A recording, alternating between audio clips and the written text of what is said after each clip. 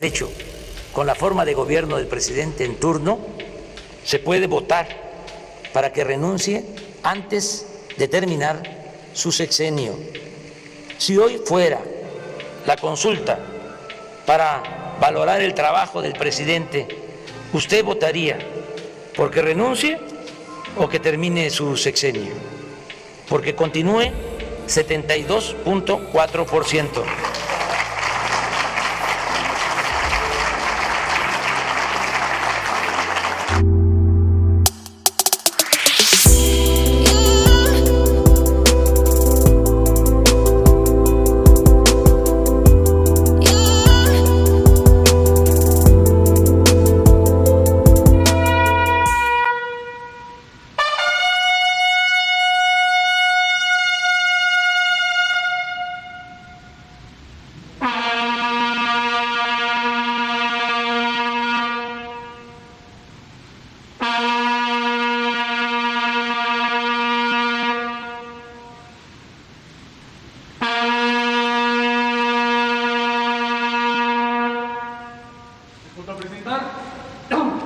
El presidente de México se dirige a la escolta de bandera para saludar a nuestro lábaro patrio.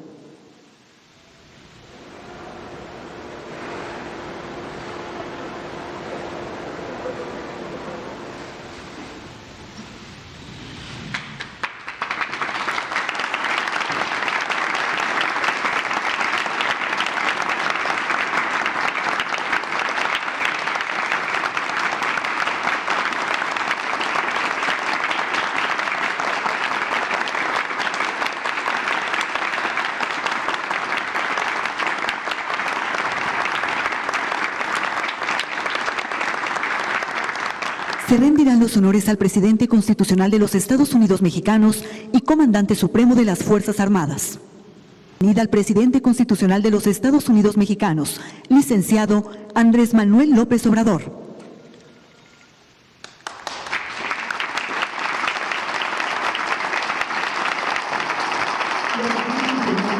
Legal y ampliado del Gobierno de México, representantes de los medios de comunicación y quienes nos siguen por internet a través de las redes sociales. Sean todos bienvenidos. Escuchemos el mensaje que dirige el licenciado Andrés Manuel López Obrador, presidente constitucional de los Estados Unidos mexicanos. Amigas, amigos, integrantes del Gabinete de Gobierno, representantes de instituciones, mujeres, hombres, servidores públicos. Como es costumbre, cada 3 meses informamos al pueblo de México sobre la situación que guarda el país y la forma en que gobernamos. En los 3 meses que corresponden a este informe, se han presentado signos alentadores de recuperación de las crisis sanitaria y económica. De abril a junio se redujo considerablemente el número de contagios y, lo más importante, en este periodo se han registrado menos fallecimientos por COVID. Aunque se trata de un comportamiento mundial, porque ya empieza a sentirse el efecto positivo en la aplicación de nuevos medicamentos, especialmente por la vacuna, no debemos dejar de reconocer el esfuerzo conjunto hecho por el pueblo y el gobierno para ir recuperando poco a poco la normalidad. Que no se olvide la actitud responsable de muchos mexicanos que se han cuidado, ya sea en sus domicilios o quienes tienen la necesidad imperiosa de salir a buscar el sustento diario en la calle. Que no se borre de la memoria la forma en que se cuidó en la familia a los adultos mayores y a quienes padecen de enfermedades crónicas. Agradezcamos a los que cerraron un negocio pero no dejaron de pagar a sus trabajadores. Expresemos nuestra gratitud a los médicos, enfermeras y trabajadores de la salud que arriesgaron sus vidas para salvar a otros. Todos estos gestos de amor y solidaridad verdadera han ayudado a sobrellevar los sacrificios y el sufrimiento. La fraternidad se ha hecho presente también para quienes perdieron a sus seres queridos a causa de la terrible pandemia del COVID. En cuanto a nuestra actuación, hemos hecho todo lo que humanamente es posible para enfrentar esta pandemia y salvar vidas. Es público y notorio que informamos y respondimos a tiempo, que levantamos con oportunidad el sistema de salud pública que estaba en ruinas. No titubeamos en destinar recursos a la atención de la pandemia. En 15 meses el presupuesto de salud se ha incrementado en 70,000 millones de pesos. Se terminaron, reconvirtieron y equiparon hospitales. Se contrató y capacitó a más de 70,000 trabajadores de la salud.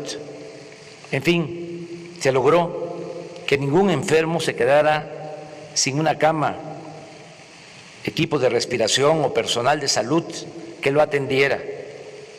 Aún cuando en estos sensibles y tristes acontecimientos no es correcto hacer comparaciones, me limito a decir que nuestro país no está colocado ni en América ni en el resto del mundo en los primeros lugares en mortalidad por COVID.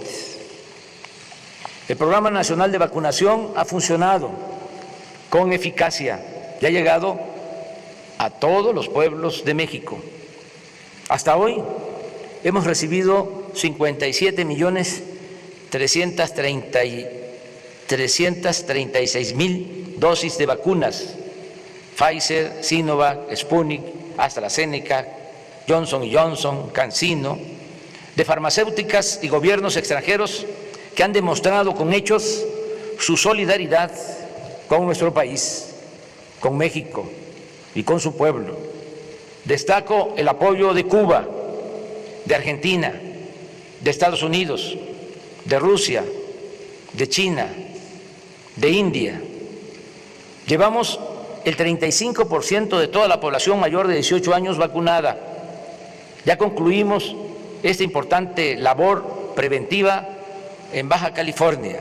Es la primera entidad de las 32 donde se cumplió la vacunación, aún con una sola dosis. Y reitero el compromiso de vacunar aún también con una dosis a todos los mayores de 18 años del país para el mes de octubre, con el propósito de que lleguemos al invierno más protegidos. El tener en la actualidad 19 estados con semáforo verde, 8 en amarillo, 5 en naranja y ninguno en rojo, es también un buen indicador para la normalización de la actividad productiva, educativa y social del país. En el campo se está produciendo sin limitaciones. El año pasado la producción agropecuaria aumentó 2% y lo ha hecho otro tanto en lo que va de este año. El sector industrial está en franca recuperación y lo mismo el comercio, el turismo, los restaurantes, la aviación y otros servicios.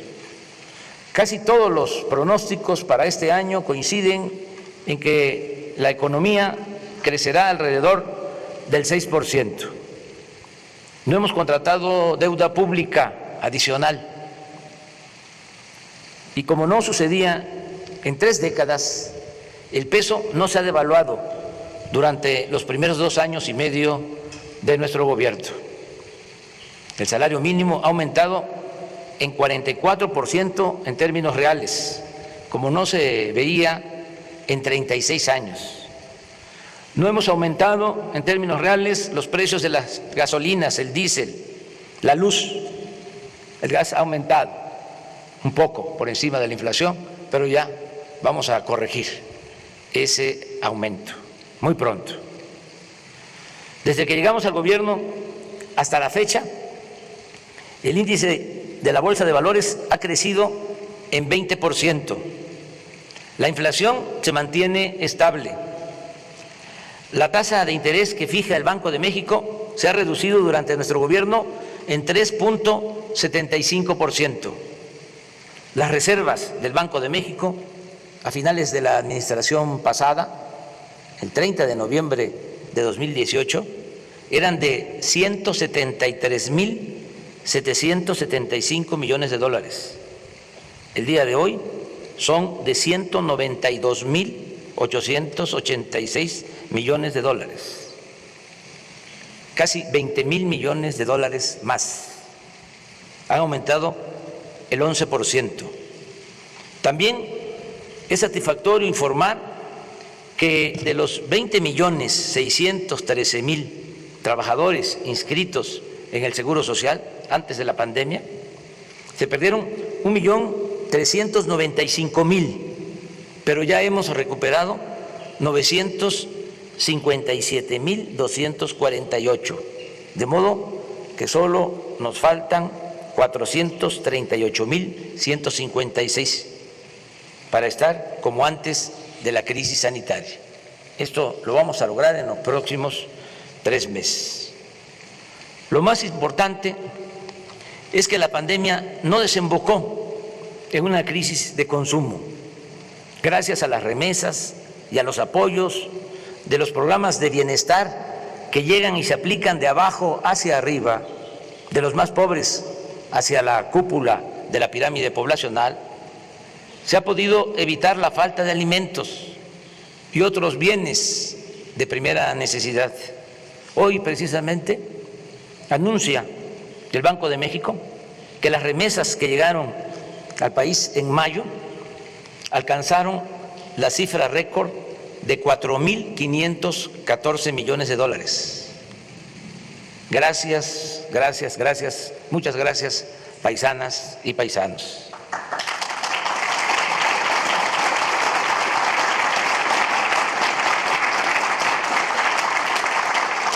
No ha habido asaltos a comercios, ni actos de vandalismo o desesperación por hambre o desatención a las necesidades básicas de la gente.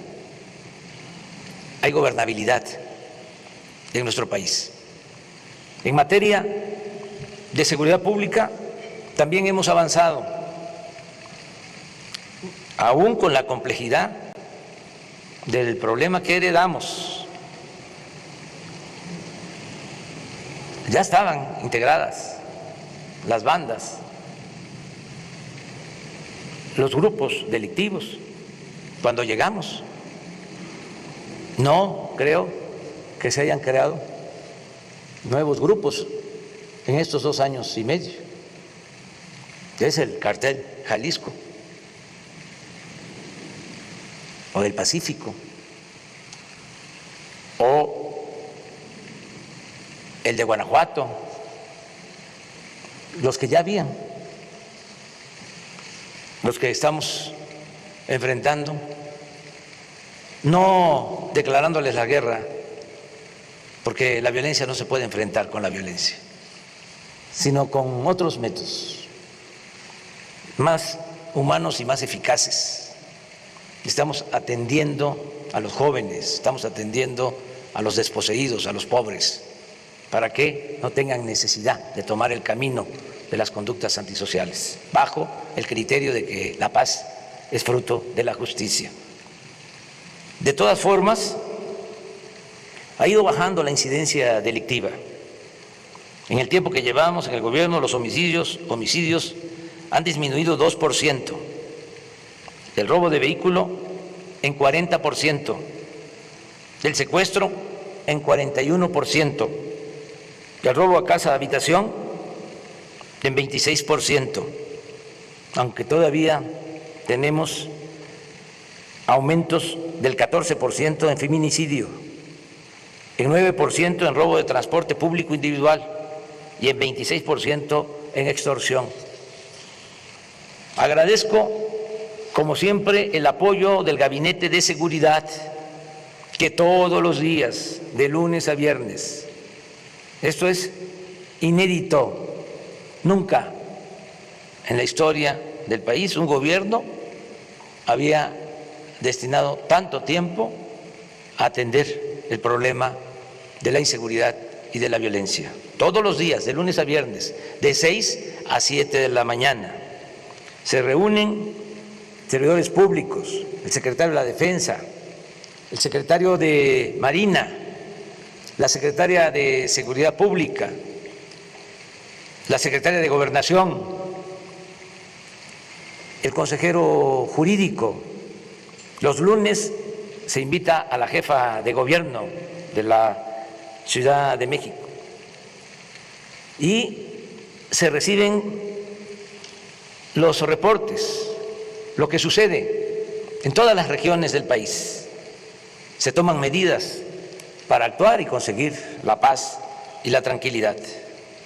Aquí también aprovecho para agradecer el respaldo de todos los miembros del gabinete y de las instituciones que se han comportado a la altura de las circunstancias.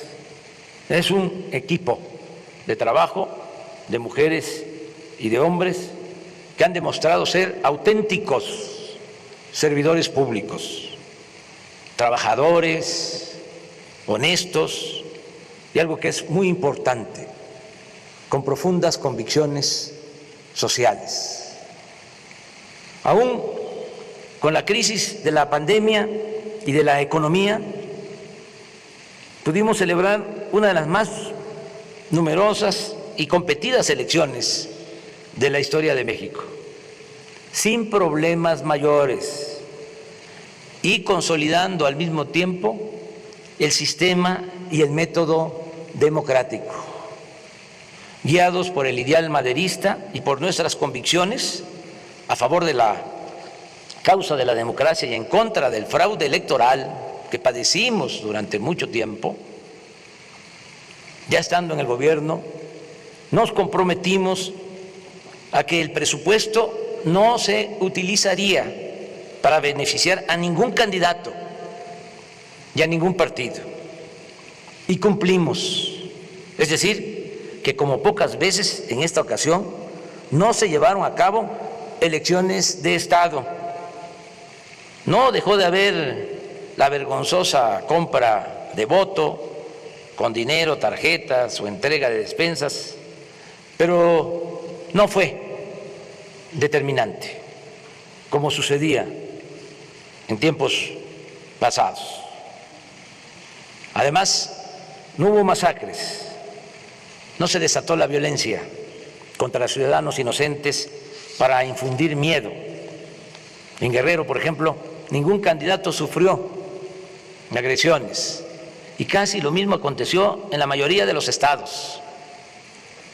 El día 6 de junio se abrieron 162.538 casillas, el 99.98% de lo programado, y solo 32 casillas no fueron instaladas por el ambiente de violencia en algunos lugares de 7 municipios del país.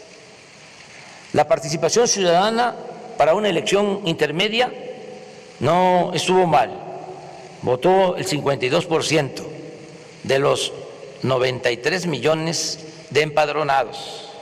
Y algo muy importante, a pesar de que como en todas las elecciones se calientan los ánimos, en esta ocasión no hubo protestas postelectorales por acusaciones de fraude.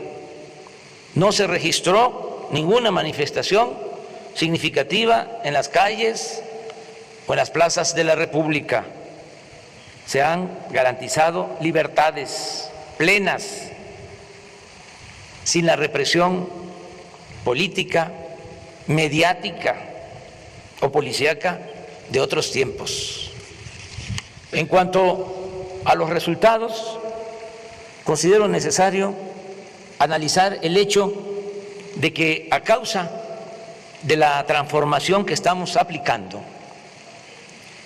se terminó de integrar un bloque conservador, abiertamente opuesto al gobierno que represento y a las políticas públicas que llevamos a la práctica. Por eso trato el asunto en este informe, porque no hay duda de que este bloque conservador se constituyó para enfrentarnos, para detener el proceso de transformación que está en marcha. En primer término, señalo que este grupo reaccionario siempre será respetado y tendrá libertad para ejercer su derecho a disentir. Son adversarios, no enemigos. No los tratamos como ellos lo hicieron cuando nosotros estábamos en la oposición. No los vemos como enemigos a destruir, sino como adversarios a vencer. Sencillamente defendemos y representamos proyectos de nación distintos y contrapuestos. En ese bloque se unieron de manera legítima empresarios, dueños de medios de información, periodistas e intelectuales de derecha, líderes partidistas, dirigentes de la llamada sociedad civil y políticos del antiguo régimen, entre otros. Repito, para enfrentar el proyecto de transformación que estamos aplicando para acabar con la corrupción y con la desigualdad. Como era de esperarse, nuestros adversarios enfocaron sus baterías básicamente a impedir que obtuviéramos la mayoría en la Cámara de Diputados, cuya facultad de esta Cámara de Diputados, facultad exclusiva, es la de aprobar el presupuesto. Hicieron todo, recurrieron hasta a la guerra sucia, pero afortunadamente no lograron su propósito. La alianza Juntos Hacemos Historia, que defiende nuestro proyecto de transformación, triunfó en 186 de los 300 distritos en disputa, en tanto que el bloque conservador obtuvo 107 y el partido Movimiento Ciudadano 7. Si a ello se suma el reparto de plurinominales, la bancada a nuestro favor tendrá una cómoda mayoría. En otras palabras, ya se cuenta con la seguridad de que será aprobado el presupuesto destinado al desarrollo del país y al bienestar del pueblo. Se les ganó en buena lid, porque el pueblo es sabio.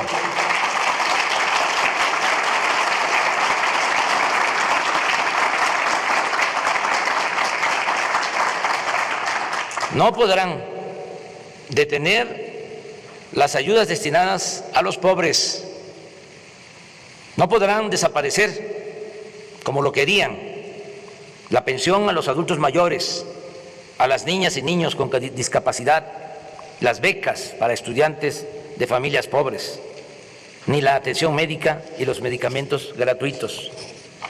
Tampoco podrán frenar el programa Sembrando Vida, ni el de jóvenes construyendo el futuro, ni el aeropuerto Felipe Ángeles, ni el Tren Maya, ni el Banco de Bienestar, ni el Internet para todos, ni el proyecto del Istmo de Tehuantepec, ni nada que vaya destinado a los pobres, a los que aborrecen, porque con honrosas excepciones, los conservadores son clasistas, racistas e hipócritas. Como bien dijo en una de las pocas veces que trató el tema el presidente Juárez, lo cito textualmente: los ricos y los poderosos ni sienten ni menos procuran remediar las desgracias de los pobres. Podrá suceder que alguna vez los poderosos se convengan en levantar la mano sobre un pueblo pobre, oprimido, pero eso lo harán por sus intereses y conveniencia. Eso será una eventualidad que nunca debe servir de esperanza segura al débil. Hasta ahí la cita. Sin embargo, no poseo ni aspiro a tener el monopolio de la verdad absoluta. Por eso reitero, nuestros adversarios siempre recibirán del gobierno que represento el respeto y la libertad a la que tienen derecho para manifestarse sin límites, represión o censura. Los tiempos han cambiado. Juárez decía, los reaccionarios también son mexicanos. Esa frase la volvió a utilizar Plutarco Elías Calles. Los reaccionarios también son mexicanos. No me gusta esa frase, con tanto que admiro al presidente Juárez. Son ahora otras circunstancias, por eso no podría decir lo mismo. Claro que son mexicanos y que tienen todos los derechos a participar, porque nosotros aspiramos a establecer en México una auténtica, una verdadera democracia, no una dictadura, no una tiranía. No queremos excluir a nadie. Este país lo tenemos que ir construyendo a pesar de la diversidad, con el respeto a las libertades y con la participación de todas y de todos los mexicanos. Amigas y amigos, hoy cumplimos 3 años del triunfo histórico de nuestro movimiento y aún recuerdo cuando el 1 de diciembre de 2018, en el camino a la Cámara de Diputados para tomar posesión de la presidencia de la República, se nos acercó al automóvil un joven en bicicleta y me gritó: no nos vayas a fallar. Creo, pasado el tiempo, no haber defraudado la esperanza de ese joven ni de quienes votaron por mí hace 3 años. Posiblemente haya quienes imaginaron que sería de otra forma, lo que han llegado a la conclusión, en ejercicio de su libertad y de su criterio, que no comparten mis ideas y que no les gusta mi estilo de gobierno, mi estilo de gobernar. Pero nadie en honor a la verdad podrá decir que no he cumplido con mi compromiso de desterrar la corrupción y destinar mi imaginación, experiencia y trabajo en beneficio del pueblo y de la nación. Los logros están a la vista. A pesar de la pandemia y del sufrimiento que acarreó, la gente no ha perdido la fe en un mejor porvenir. Existen libertades plenas y poco a poco vamos pacificando al país sin violar derechos humanos y sin reprimir al pueblo. Me alegra que así lo entiendan la mayoría de los mexicanos. Hace 3 días se terminó de levantar una encuesta telefónica nacional aplicada por nosotros y comparto con ustedes algunas preguntas y respuestas, y subrayo, aplicada por nosotros, para que no se vaya a malinterpretar. Cuando digo aplicada por nosotros, se debe también pensar que tenemos 3 principios rectores: no mentir, no robar y no traicionar al pueblo. Las preguntas y las respuestas. Con respecto al año pasado, ¿cómo es su situación económica actual? Mejor, 15.3%. Igual, 42.9%. Peor, 40.0%. No sabe, no contestó, 1.9%. Otra, ¿cómo cree que será su situación económica el siguiente año? Mejor, 38.4%. Igual, 26.8%. Peor, 23.2%. No sabe, no contestó, 11.6%. ¿Cómo cree que será la situación del país al término de este sexenio? Mejor, 41.4%. Igual, 23.9%. peor, 26.9%. No sabe, no contestó, 7.8%. En su opinión, ¿cómo es la corrupción en el país en este sexenio comparado con el anterior? Mayor, 19.7%. Igual, 33.3%. Menor, 43.0%. No sabe, no contestó, 4.0%. ¿Piensa usted que el gobierno actual representa un cambio importante? Sí, 64.7%. No, 31.1%. No sabe, 2.5%. No contestó, 1.6%. ¿Está usted de acuerdo en ese cambio? Sí, 87.4%. No.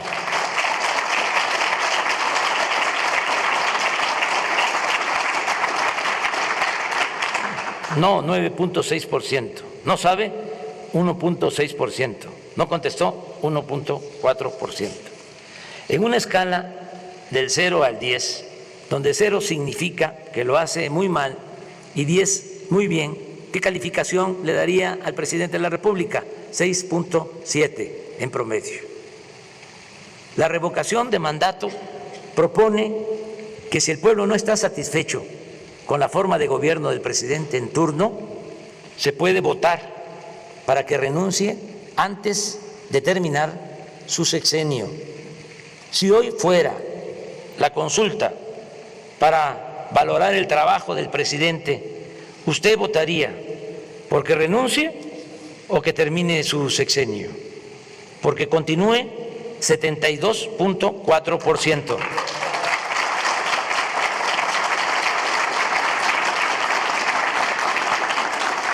Porque renuncie, 22.7%.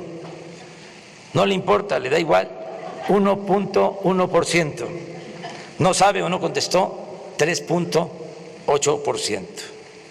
En fin, estamos bien calificados, pero aspiramos a convencer a más gente a que se vaya creando más conciencia, que haya más revolución de las conciencias, a informar, a orientar, a concientizar, convencer para elevar a rango supremo la honestidad y hacer gala, sentirnos orgullosos de la gran reserva de valores culturales, morales y espirituales que heredamos de nuestros antepasados. Esa es la grandeza de México. La fraternidad, como se afirma en la Guía Ética para la Transformación de México, es hacer propios los problemas de los demás. La fraternidad es el compromiso activo y afectivo, pero respetuoso en la búsqueda de soluciones a problemas de los demás. Idealmente debe ser la guía de la acción social de estados, gobiernos, instituciones, sociedades e individuos a fin de superar o aliviar el sufrimiento, la carencia y la indefensión de millones de personas. Es un deber colectivo de las naciones ofrecer a cada uno de sus hijas, a cada una de sus hijas e hijos, una cuna para nacer, un pupitre para aprender, herramientas para trabajar, una cama para dormir, una mesa para comer, un techo para guarecerse, un lugar en el hospital para curarse y una tumba para descansar. ¿Y cuál es la recompensa que obtendremos por dedicar el tiempo, todo el tiempo que sea posible, a esta noble tarea? La recompensa será el estar bien con nuestra conciencia y con el prójimo y gozar de la inmensa felicidad que produce el ayudar a vivir a todas y todos en un país más libre, más justo, más seguro, más pacífico y más próspero. Termino, amigas y amigos, mexicanas, mexicanos, enviando este breve mensaje a todas, a todos ustedes, al pueblo de México.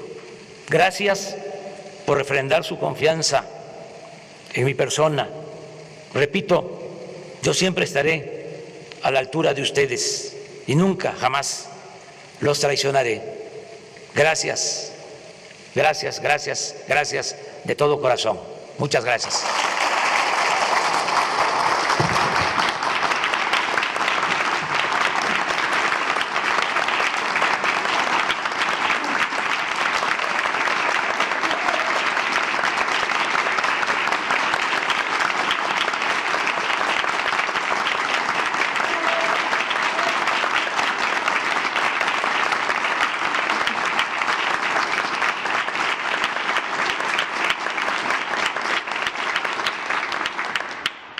Se rendirán los honores al presidente constitucional de los Estados Unidos mexicanos. Se les invita a permanecer de pie para entonar nuestro himno nacional.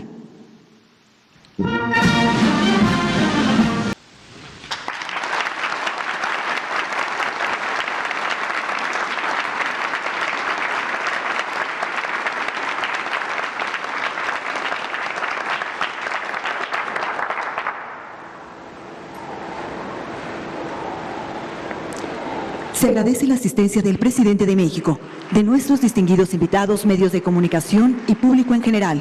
Muy buenos días.